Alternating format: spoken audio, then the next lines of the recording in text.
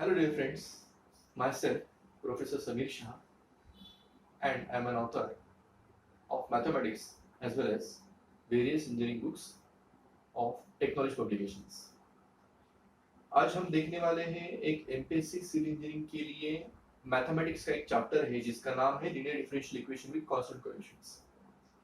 इसके लिए मैंने 3 पेपर का यूज किया हुआ है जो प्री एग्जाम के पूछे गए थे जुलाई 2017, जुलाई 2018 और जून 2019 को एग्जाम कंडक्ट की गई थी एमपीएससी द्वारा।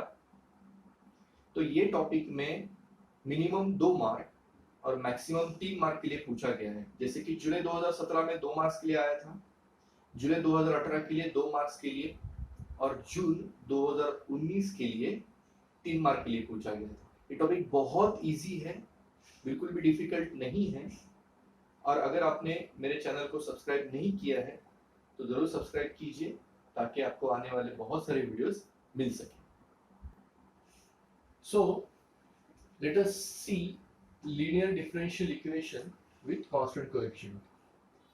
बेसिकली इसके लिए आपको डिफरेंशियल ऑपरेटर क्या है ये पहले समझना चाहिए। That is capital D. Capital D को क्या बोलते हैं? डी बाई डी एक्स, है ना।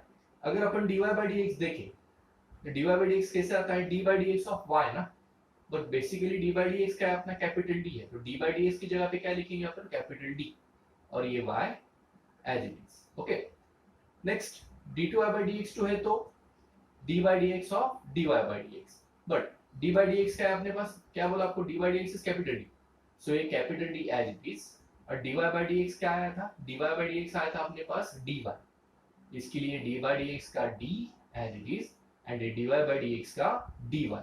तो d into D is D square Y. Okay, next देखेंगे D three Y by D X three. ये कैसे आएगा? D by D X of D two Y by D X two. जैसे कि हमने अभी आपको समझाया कि डी बाई डी एक्स क्या है? Capital D. और D two Y by D X two क्या था? D two Y by D X two क्या है अपने पास? D square Y. तो D two Y by D X two की जगह पे लिखेंगे D square Y. So D into D square Y is D cube Y. चलो थोड़ा सा आगे बढ़ेंगे।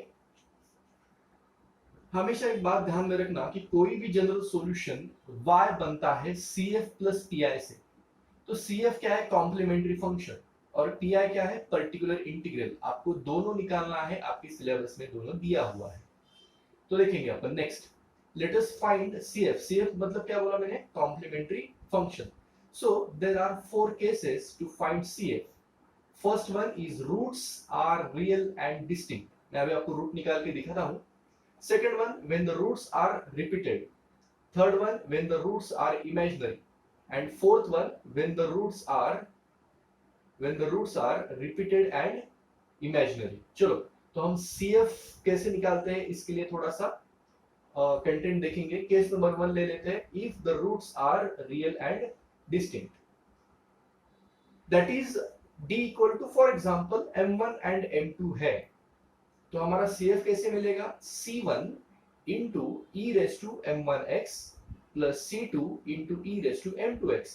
फॉर एग्जाम्पल अगर m1 की वैल्यू 2 है और m2 की वैल्यू 3 है तो यहाँ पे क्या आएगा? C1 e raise to 2x plus C2 e raise to 3x। Next इसमें अपन समझ के लेंगे और ठीक से आपको समझ में आएगा। See find the CF of d2y by dx2 minus 5 dy by dx plus 6y equal to 0। इसको ही बोलते हैं लीनियर डिफरेंशियल इक्वेशन। तो पहले इसको अपन कन्वर्ट करेंगे। कैसे कन्वर्ट करेंगे? d2y by dx2 को क्या बोले हम? d square y। dy by dx को क्या बोले? dy। और ये 6y एज इट इज ले लेते हैं। यहाँ पे लिखा है देखो, d2y by dx2 तो क्या बोलेंगे?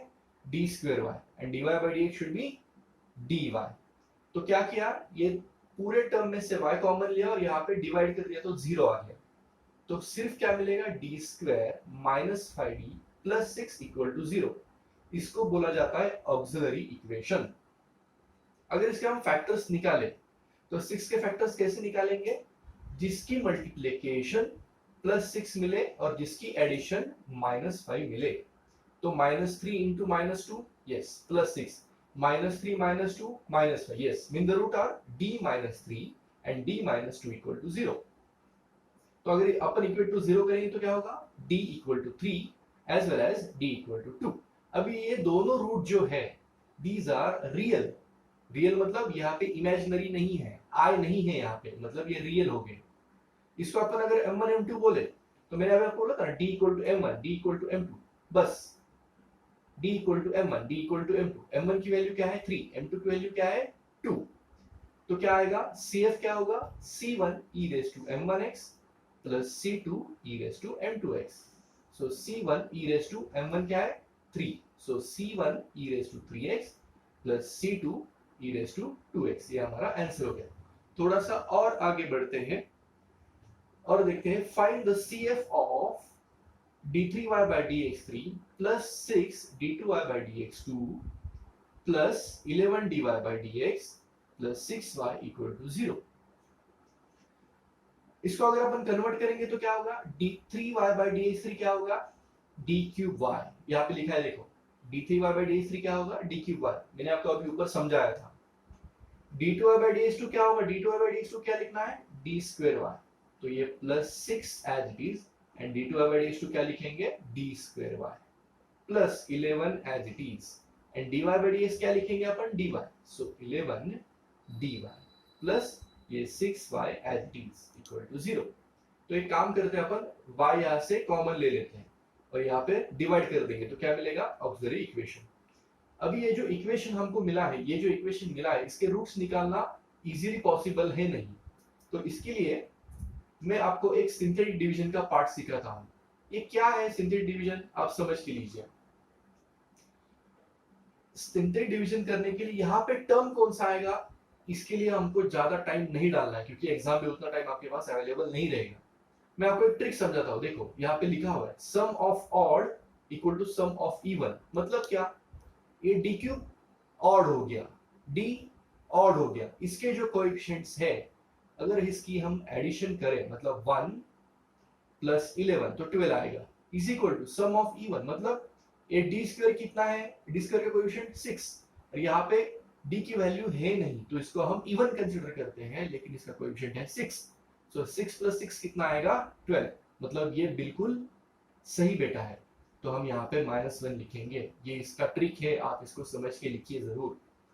तो इसको कैसे करते हैं, पहले यहाँ पे 0 लिखना होता है ना, और एडिशन करेंगे 1 प्लस 0 इज 1, अभी मल्टीप्लिकेशन करेंगे 1 इंटू -1 इज -1, अभी वापस एडिशन करेंगे 6 -1 is 5, now 5 into -1 is -5, now 11 minus 5 is 6, now 6 into -1 is -6 and 6 minus 6 is 0, यहाँ पे 0 आना ही जरूरी है तभी हमारा सिंथेटिक डिवीजन कंप्लीट होगा। अभी देखो ये जो फैक्टर है ना इसको अपन कन्वर्ट करेंगे, ये -1 है ना तो इसको बोलेंगे d+1, अगर यहाँ पे +1 रहता तो यहाँ पे -1 ले आते, ठीक है, तो d ये जो -1 है इसको बोले हम d+1। अभी ये जो टर्म्स है इसको कैसे हम बोलेंगे, ये हो गया हमारा d स्क्वायर का कोएफिशिएंट, इसके लिए मैंने यहाँ पे d स्क्वायर लिखा है, ये हो गया हमारा d का कोएफिशिएंट, इसके लिए ये हो गया 5 into d plus 6 as it is equal to 0। बस अभी क्या करेंगे, ये तो d+1 ऑलरेडी हमारे पास रूट आ चुका है ना, और अभी हम इसके फैक्टर्स निकालेंगे तो 6 के फैक्टर्स कैसे आएंगे, एडिशन जो है वो +5 चाहिए और मल्टीप्लिकेशन जो है वो +6 चाहिए, तो 3 into 2 is 6, yes multiplication is correct and 3 plus 2 is 5, तो इसके फैक्टर्स क्या मिलेंगे d+3 and d+2। अगर ये तीनों इक्वल टू 0 कर दिए जाए तो क्या मिलेगा d equal to -1, d equal to -3 and d equal to -2। बस तो ये तीनों रूट क्या हो गए, the roots are real and distinct. इसके लिए हम क्या बोलेंगे c1 e raised to ये -1x as it is plus c2 e raised to ये -3x as it is and c3 e raised to -2x as it is। तो यहाँ पे तो अभी अपन ने देखा कि case number 1 when the roots are real and distinct, और उसके एग्जांपल भी अभी हमने देख लिया है। हम देखेंगे case number 2 if the roots are real and repeated। देखो मतलब what if m1 equal to m2 are real and the remaining roots are m3 m4, वो रियल एंड डिफरेंट हो सकते हैं। वो रिपीटेड नहीं है, M3 और M4 रिपीटेड नहीं है, सिर्फ M1 और M2 ही रिपीटेड है।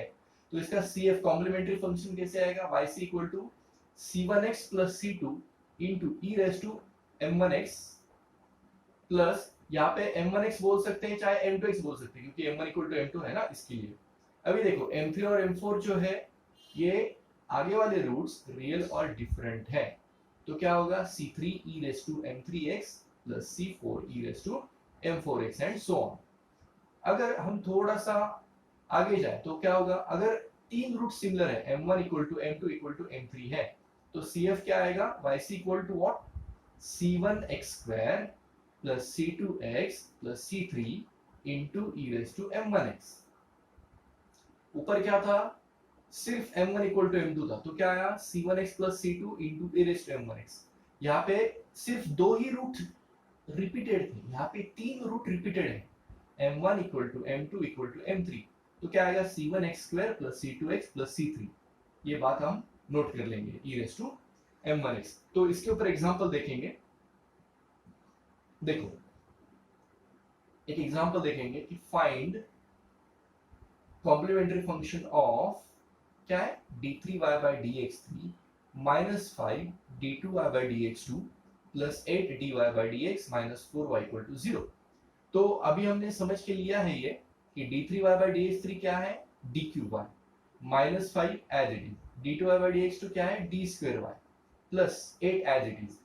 What about dy by dx, ये तो dy ही आएगा, कैपिटल dy ही आएगा, minus 4y as it is. यहाँ से हम y कॉमन ले लेते हैं और ये y यहाँ पे 0 कर देंगे, डिवाइड कर देंगे, तो ये क्या मिलेगा, ये a मिलेगा, मतलब उसको क्या बोलते हैं ऑक्सिलरी इक्वेशन। तो इसको हम सॉल्व कैसे करेंगे, बाय यूजिंग सिंथेटिक डिवीजन, क्योंकि इसके फैक्टर्स निकालना प्रैक्टिकली इम्पॉसिबल लग रहा है, इसके लिए हम सिंथेटिक डिवीजन निकाल रहे हैं। अभी इसका भी ट्रिक है, 1 कैसे आएगा यहाँ पे, देखो तो मैंने क्या किया, sum of odd plus sum of even equal to 0 आता है, तो मतलब देखो अभी sum of odd d cube odd term है, मतलब इसका जो पावर है वो ऑड है, तो इसका कोएफिशिएंट कितना आएगा 1, यस यहाँ पे 1 आया है ना। ये d इसका भी पावर 1 है, मतलब ये ऑड है, इसके लिए यहाँ पे 8 आया, प्लस इवन d स्क्वायर का कोएफिशिएंट कितना है -5, ये -5 ले लेते हैं, और बचा ये इवन टर्म ही बोलेंगे इसको, तो ये प्लस ऑफ -4, तो क्या आएगा देखो 1 प्लस 8 -5 -4, सो 9 माइनस 9 इज 0, तो ये 0 आ जाएगा, इसके लिए यहाँ पे हम 1 लिखेंगे। तो यहाँ पे टर्म्स कौन से आएंगे, देखो d क्यूब का कोएफिशिएंट 1 है, d स्क्वायर का कोएफिशिएंट -5 है, d का कोएफिशिएंट 8 है, और ये कांस्टेंट हमारा -4 है। तो यहाँ पे 1 कैसे आया था मैंने आपको समझा दिया है, पहले हम 0 ही लेंगे यहाँ पे, so 1 plus 0 is 1, 1 into 1 is 1, -5 plus 1 is -4, -4 into 1 is -4, 8 -4 addition है यहाँ पे, ये प्लस 4 आएगा, 4 into 1 is 4, now addition -4 plus 4 is 0, यहाँ पे 0 आना जरूरी है। मैंने आपको पिछली बार भी समझाया था, अगर यहाँ पे 1 है तो क्या आएगा d -1, यहाँ पे माइनस है तो d प्लस 1 आएगा, यहाँ पे हमारा भी प्लस 1 है, इसके लिए d -1 यहाँ पे हम बोल रहे हैं। तो ये किसका कोएफिशिएंट बोलेंगे हम, d स्क्वायर का, ये -4d और ये +4 एज इट इज। नेक्स्ट ये d -1 एज इट इज।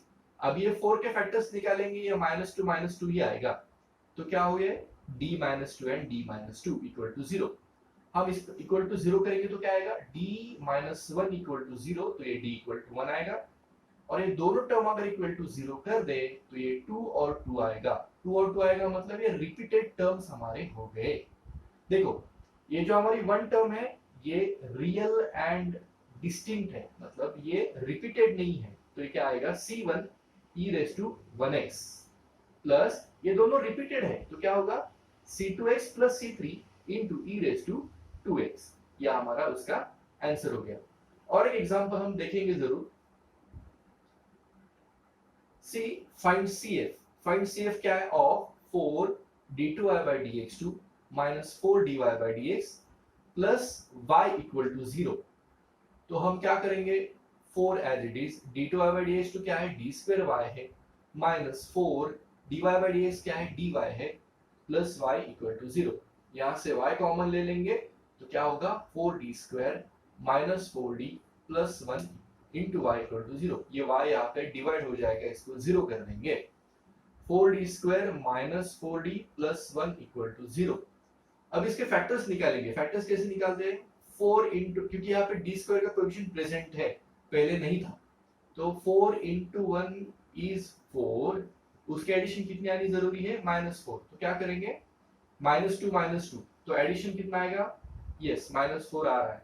और उसका multiplication -2 into -2 is +4। Yes exactly.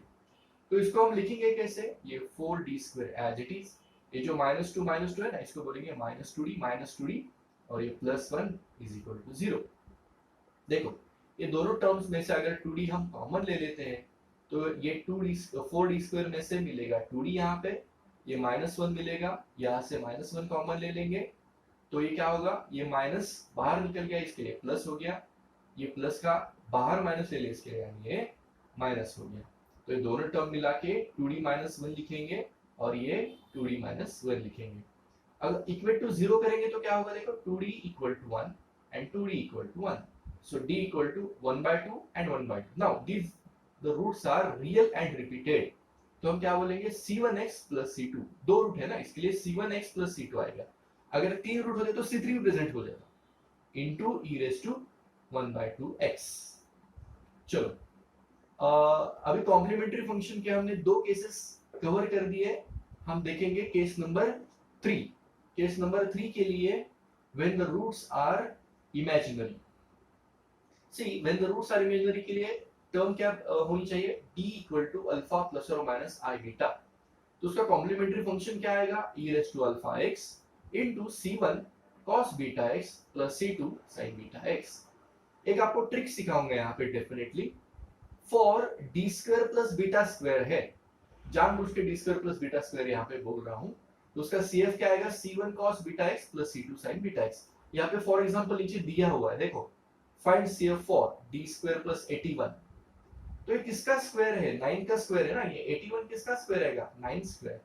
तो इसको हम क्या बोलेंगे? d² plus beta square. तो इसका मतलब यहाँ पे बीटा कितना आया? बीटा इज 9 है ना, तो उसका CF कितना आएगा? c1 cos बीटा x ना 9x plus c2 sin 9x। लेकिन अगर d² माइनस बीटा स्क्वायर है, जैसे कि d² प्लस बीटा स्क्वायर था तो क्या था? c1 cos beta x plus c2 sin beta x। लेकिन अगर d² माइनस बीटा स्क्वायर है तो उसका कॉम्प्लीमेंट्री फंक्शन कैसे लिखेंगे? c1 cos, इसको हाइपरबोलिक फंक्शन बोलते हैं, मतलब cos hyperbolic function of beta x plus c2 sin hyperbolic function of beta x। यहाँ पे फॉर एग्जांपल लिखा हुआ है, देख लो, फाइंड CF फॉर d² - 16। तो ये क्या होगा? d² - 4 = 0। तो इसको हम क्या बोलेंगे? d² - 4 तो क्या हो गया? ये d² - बीटा स्क्वायर ना, तो ये बीटा की वैल्यू यहाँ पे कितनी आ गई? 4 आ गई। बस यहाँ पे बीटा पुट अप करो, c1 cos hyperbolic of 4x plus c2 sin hyperbolic of 4x। देखो ये आपका आंसर आ गया।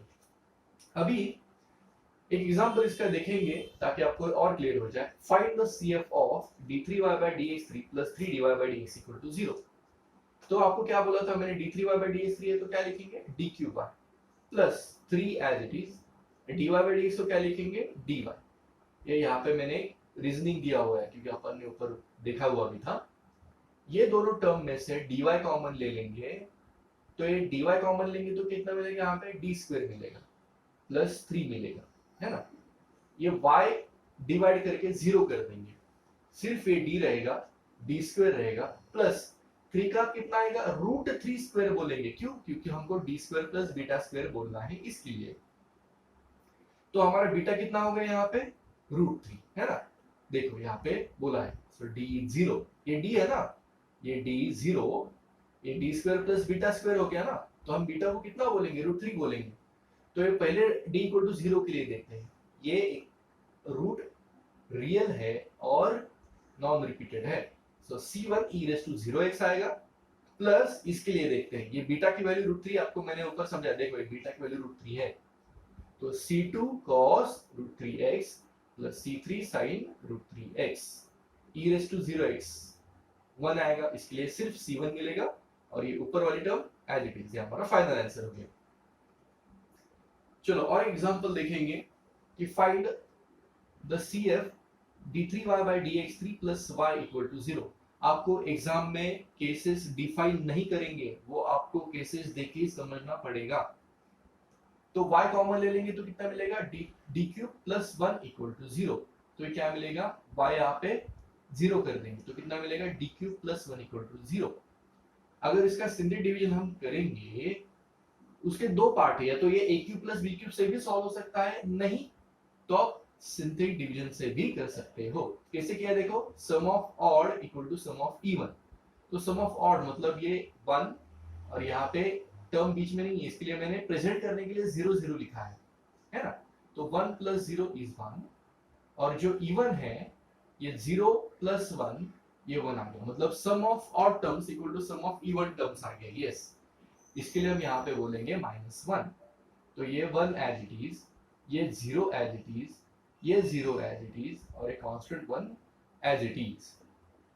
आगे ये 0 यहाँ पे लेना ही है, एडिशन करेंगे। 1 plus 0 is 1, 1 into -1 is -1, 0 minus 1 is -1, -1 into -1 is +1, 0 plus 1 is 1, 1 into -1 is -1, 1 minus 1 is 0। यहाँ पे 0 आना जरूरी है। मैंने आपको समझाया था कि अगर -1 है तो यहाँ पे क्या लिखेंगे, d plus 1 लिखेंगे। ये क्या करेंगे, d स्क्वायर का कोएफिशिएंट 1 है तो इसको d स्क्वायर बोलेंगे, ये -d एज इट इज और ये +1 एज इट इज। अब इसके भी रूट्स निकालना प्रैक्टिकली इम्पॉसिबल है, तो हम क्या करेंगे, इसको हम ax square plus bx plus c में कन्वर्ट करेंगे। तो यहाँ पे a कितना है, b स्क्वायर का कोएफिशिएंट 1, मतलब हमारा a 1 हो गया। p कितना है, -1, यहाँ पे b -1 लिखेंगे और c कितना है, 1 लिखेंगे। देखो ये तो रूट हमारा d प्लस 1 इक्वल टू 0 करने के बाद d इक्वल टू -1 तो आ ही जाएगा।